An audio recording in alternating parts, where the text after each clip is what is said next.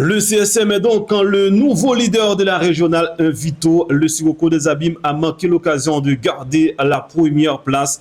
L'Étoile de Monalo a été surpris par la Gauloise de Basse-Terre. L'USBM et la formation de la solidarité scolaire ont été battus. Le débrief de la 26e journée de la régionale 1 Vito, c'est pour maintenant et c'est sur Total Sport Caraïbes.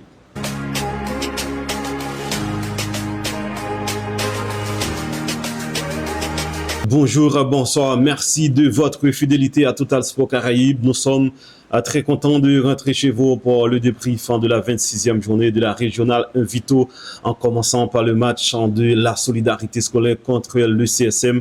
Cette équipe de la solidarité scolaire qui a pourtant bien commencé le match avec l'ouverture du score de Raphaël Meval sur un service de Yaron Atlan, mais c'était sans compter sur l'abnégation, sur la capacité de cette équipe du CSM à trouver la largeur du terrain, à trouver la profondeur.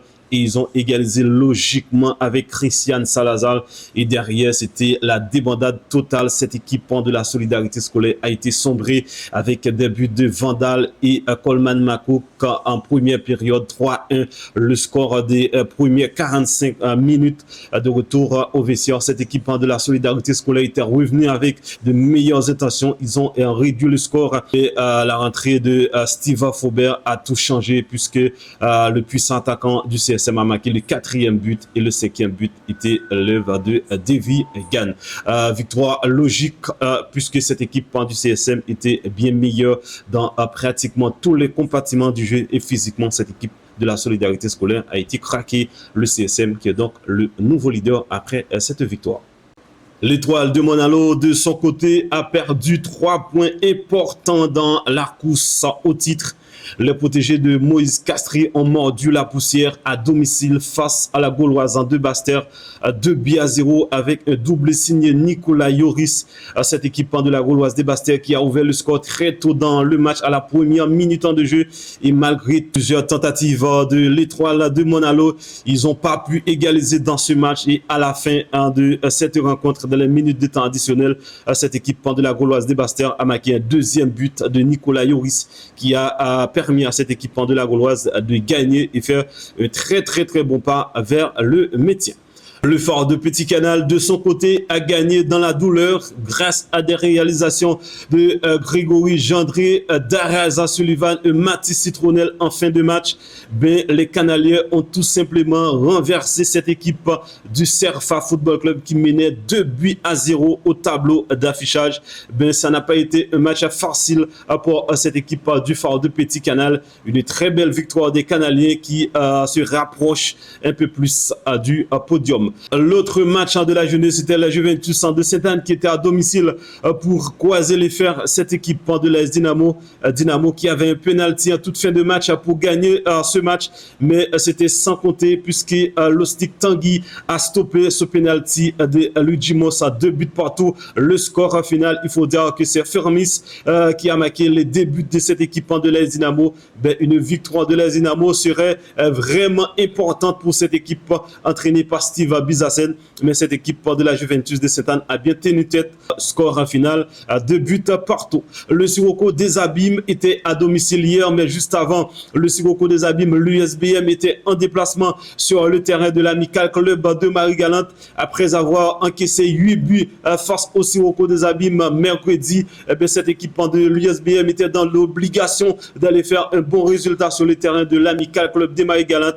Non, cette équipe de l'USBM entraînée par Thierry Antonin ne parvient pas à faire la différence puisque cette équipe de l'USBM a été en difficulté à 2 reprises dans ce match. Ils ont égalisé et finalement c'est Fritz Sylvestre Peterson qui a donné la victoire à l'Amical Club de Marie-Galante, 3-2. Une très belle opération pour l'Amical Club de Marie-Galante qui se trouve à la 10e place au classement.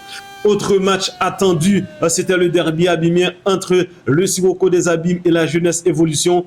À l'aller, le Sirocco des Abîmes avait gagné 3-1 contre la Jeunesse Évolution. Le Sirocco des Abîmes qui devait gagner pour garder la première place au classement, mais c'était sans compter puisque cette équipe de la Jeunesse Évolution avait mis tout dans la balance pour faire échec à cette équipe du Sirocco des Abîmes. Un début de match avec plusieurs occasions pour cette équipe de la Jeunesse Évolution, mais il fallait compter sur une très bonne défense du Sirocco des Abîmes et notamment un très bon gardien, Philemon Mathieu, qui a sorti plusieurs arrêts. Et cette équipe du Sirocco des Abîmes s'est réveillée timidement dans ce match avec des occasions également avec son capitaine Pédurin qui a glissé ce ballon au second poteau. Mais il fallait compter également sur Edwin Mousseau du côté de la Jeunesse Évolution qui a fait un très bon match. Il faut dire dans l'ensemble, ça a été un très bon derby. Un très beau match, même s'il n'y avait pas de but, mais il y avait tout dans ce match. Il y avait le rythme, il y avait le tempo attendu par le public qui avait fait le déplacement.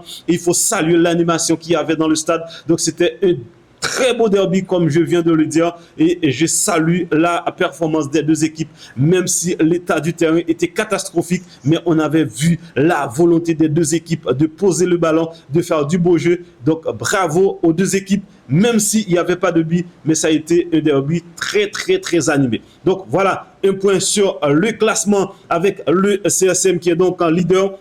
Cette équipe du CSM qui est leader avec 74 points à la première position et le Sirocco des Abîmes totalise 74 points également, sauf que le Sirocco joue 25 matchs comparé à 24 pour cette équipe du CSM. Cette équipe de l'étoile de Monalo qui a été battue par cette formation de la Gauloise de Bastère totalise 71 points pour 25 matchs. Le Sporting Club de Bemaro qui va jouer son match demain contre cette formation de l'US Cambréfort totalise 69 points pour 23 matchs. Donc en cas de victoire, cette équipe du Sporting Club de Bemaro va prendre la troisième place au détriment de l'étoile de Monalo. Le Phare de Petit Canal qui fait une remontée spectaculaire totalise 68 points pour 24 matchs avec la cinquième place. Les Gauziers 66, Jeunesse Évolution 57, la Gauloise 10e, en fait 8e avec 53 points.